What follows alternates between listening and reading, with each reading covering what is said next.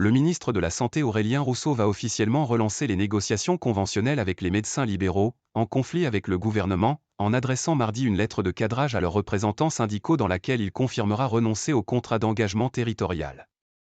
Mardi, j'adresserai au directeur général de l'assurance maladie la lettre de cadrage contenant les lignes directrices de la négociation conventionnelle avec les médecins. Elle sera beaucoup plus courte, avec moins d'objectifs, a déclaré M. Rousseau dans un entretien à Ouest France paru ce dimanche. Les médecins libéraux à l'appel de leurs représentants ont entamé vendredi un mouvement de grève nationale en amont de ces nouvelles négociations tarifaires et l'examen d'une loi controversée au Sénat. La grève doit au moins se poursuivre jusqu'à lundi soir et une nouvelle réunion de l'intersyndicale.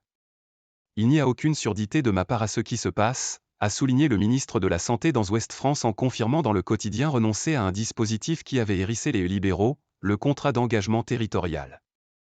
Il n'y a pas de doute pour moi sur le fait que l'engagement territorial des médecins est en marche.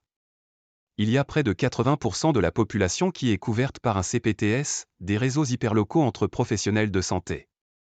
On était à la moitié de cela l'an dernier.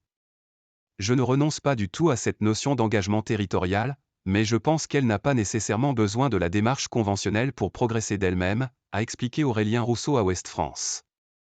Devant les 29e universités des médecins libéraux du syndicat CSMF à Arcachon, Gironde, le 7 octobre, M. Rousseau avait déjà scellé l'abandon du contrat d'engagement territorial, un contrat individuel entre le médecin et l'assurance maladie qui permettait d'obtenir une revalorisation plus forte de la consultation, 30 € pour les généralistes par exemple, si le praticien acceptait un assortiment de contraintes, dont travailler parfois le samedi, augmenter sa patientèle, des gardes plus nombreuses et l'embauche d'un assistant médical.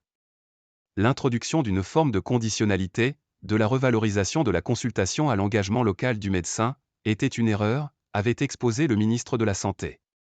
Les négociations entre les médecins libéraux et l'assurance maladie avaient échoué l'hiver dernier, amenant à une revalorisation non négociée de 1,5 € que toutes les parties, y compris le gouvernement, estiment insuffisante, et qu'elle ne peut être qu'une étape.